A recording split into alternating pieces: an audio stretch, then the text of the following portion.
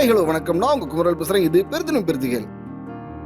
காட்டுக்கு ராஜா சிங்கம் இருந்தாலும் எந்த விலங்குக்கும் பயந்து நடுங்காத கம்பீரமான உயிரினமாக காட்டுல யானைங்க வளரும். அப்படிப்பட்ட யானையை பத்தி தான் நம்ம இன்னைக்கு பார்க்க போறோம். வாங்க நிகழ்ச்சிக்கு போலாம். உலகிலேயே பெரிய நிலவாழ் உயிரினம் யானை தான். அதிலும் குறிப்பாக ஆப்பிரிக்க சவன்னா புஷ் யானை தான் பெரிதாக இருக்குமா. இந்த புஷ் யானைகள்ல ஆண் யானை 3 மீட்டர் வரை உயரமாகவும் 6000 கிலோகிராம் எடை கொண்டதாகவும் இருக்கும். இந்த யானைகள் 60 இருந்து 70 வரை வாழ்ந்தாலும் 35 இருந்து 40 வயதில் தான் தங்களது முழு உருவத்தை அடையுமாம். வளர்ந்த யானைகள் மட்டுமல்ல, யானை குட்டி கூட பிறக்கும் போதே 120 கிலோ எடை கொண்டதாக இருக்குமாம். மொத்தம் 3 வகையான யானைகள் இருக்கின்றன. ஆப்பிரிக்க சவன்னா யானை, ஆப்பிரிக்க காட்டு யானை, ஆசிய யானை. இந்த யானைகளின் காதுகளை வைத்து இவற்றை அடையாளம் காண முடியும்னு சொல்றாங்க. ஆப்பிரிக்க யானைகள் ஆசிய யானைகளை விட பெரிய காதுகளை கொண்டிருக்கும். ஆப்பிரிக்க யானைகளின் காதுகள் ஆப்பிரிக்க கண்டத்தின் வடிவிலும், ஆசிய யானைகளின் காதுகள் இந்திய துணை கண்டத்தின் வடிவிலும் இருக்கும்னு சொல்றாங்க. தும்பிக்கையை வைத்தும் யானைகளை அடையாளம் காண முடியும். ஆப்பிரிக்க யானைகளுக்கு தும்பிக்கையின் நுனியில் 2 விரல்கள் இருக்கும். ஆனால் ஆசிய யானைகளுக்கு ஒரு விரல் தான் இருக்கும். யானையின் தும்பிக்கை அதிசய உறுப்பு. தும்பிக்கையின் தண்டுதான் மிகவும் உணர்திறன் வாய்ந்த உறுப்பு. ஒரு தும்பிக்கையில்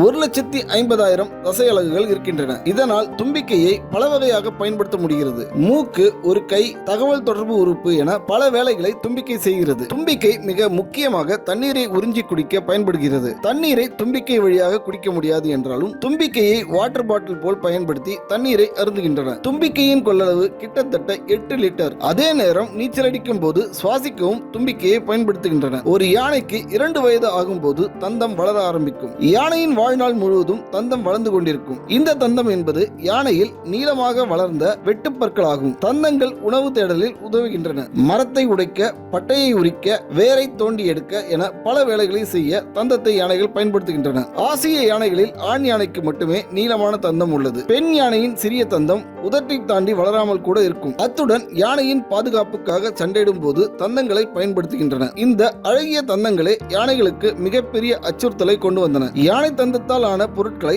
மனிதர்கள் அதிகமாக விரும்பியதன் விளைவாக யானைகள் பெருமளவில் வேட்டையாடப்படுவதை நாம் அறிவோம். யானைகளுக்கு மிகவும் தடிமனான தோல் இருக்கிறது. உடலில் பெரும்பாலான இடங்களில் தோல் 2.5 சென்டிமீட்டர் வரை தடிமனாக இருக்கும். யானைகளுக்கு தோலில் அதிக மடிப்புகளும் சுருக்கங்களும் இருப்பதை பார்த்திருக்கிறோம். தட்டையான தோலை விட இந்த சுருக்கங்கள் மற்றும் மடிப்புகள் 10 மடங்கு அதிக நீரை தேக்கி வைத்துக் கொள்ளும். இதனால் யானைகள் குளிர்ச்சியாக இருக்க முடிகிறது. யானைகளுக்கு உடல் முழுவதுமே முடி இருக்கும். யானைகள் பெண்களை விட சரும பாதுகாப்புக்கு முக்கியத்துவம் அளிப்பவை. வெயிலிலிருந்து பாதுகாத்துக் கொள்ள சேறு மற்றும் தூசியை மேலில் போட்டுக்கொண்டு குளிக்கின்றன. வாழுமிடத்தின் தன்மை மற்றும் பருவ காலத்தை பொறுத்து யானைகள் புற்கள், இலைகள், புதர்கள், பழங்கள் மற்றும் வேர்கள் ஆகியவற்றை உணவாக கொள்ளும். வறண்ட நிலத்தில் வாழும் யானைகள் மரத்தின் கிளைகள், புதர்கள், மரப்பட்டை ஆகியவற்றை உண்ணும். வேறு வழியும் கிடையாது. ஏனெனில் யானைகள் ஒரு நாளைக்கு 150 கிலோ உணவை உட்கொள்ள வேண்டிய தேவை யானைகளுக்கு இருக்கின்றது. அதிக உணவை உண்பதால் ஒவ்வொரு நாளும் 15 to 16 மணி நேரம் யானைகள் உணவு உண்பதற்கு செலவழிக்க வேண்டும். யானைகள் ஒரு நாளுக்கு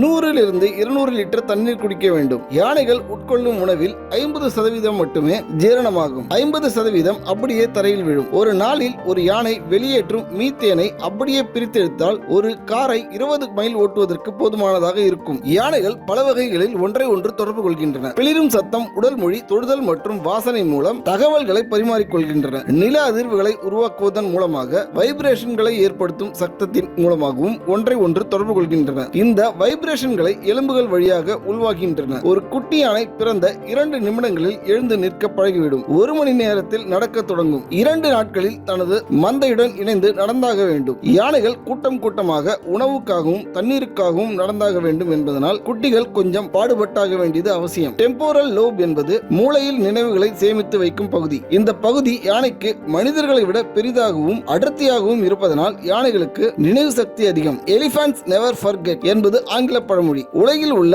அத்தனை பாலூட்டிகளிலும் யானைகளால் மட்டுமே குதிக்க முடியாது என்கின்றனர். ஆப்பிரிக்கா மொத்தமும் வாழ்ந்த காட்டு யானைகளில் 90% கடந்த நூற்றாண்டில் தந்தத்திற்காக வேட்டையாடப்பட்டன. தற்போது 4,15,000 யானைகள் இருப்பதாக தகவல்கள் தெரிவிக்கின்றன. ஆசிய யானைகளும் கடந்த 3 தலைமுறைகளில் பாதிக்கும் மேல் காணாமல் போய்விட்டன. இப்போது 48,000 முதல் 52,000 யானைகள் இருப்பதாக இருப்பதாக தகவல்கள் கூறுகின்றன. ஆசிய யானைகளில் கிட்டத்தட்ட 25% யானைகள் மனிதர்களால் பாதுகாக்கப்பட்டு வருகின்றன. யானைகளால் 60 கட்டளைகள் வரை நினைவில் வைத்துக் கொள்ள முடியும். இந்தியாவில் மேற்கு தொடர்ச்சி மலைகளில் வாழ்ந்த யானைகள் பெருமளவில் தந்தத்திற்காக வேட்டையாடப்பட்டதை நாம் அறிவோம். மக்களின் விவசாய நிலங்கள் பெருக்கப்படுதல், மனித குடியேற்றங்களால் ஆசிய யானைகள் தங்கள் வாழ்விடங்களையும் வழித்தடங்களையும் இழந்து வருகின்றன. இதனால யானைகள் மக்கள் வாழும் பகுதிக்கு அடிக்கடி வர நேருகிறது. சில நேரங்களில் இது மோசமான விளைவுகளை ஏற்படுத்துது. யானைகள் பூமியில் எஞ்சி இருக்கும் அதிசயங்கள். உண்பது போலவே உருவாக்குவதிலும் யானைகள் முக்கிய பங்கு வகிக்கின்றன. ஒரு வகையில காட்டை தந்தையை போல பாதுகாக்கும் உயிரினமாகவும் யானைகள் திகழ்கின்றன. இந்த வீடியோ உங்களுக்கு பிடிச்சிருந்ததுன்னா லைக் பண்ணுங்க, கமெண்ட் பண்ணுங்க, ஷேர் பண்ணுங்க. முக்கியமா சப்ஸ்கிரைப் பட்டன் அழுத்தி பெல் பட்டன் அழுத்த மறந்துடாதீங்க. இது பெரிதினும் பெரிதிகள். நான் உங்களுக்கு முறையில் நன்றி.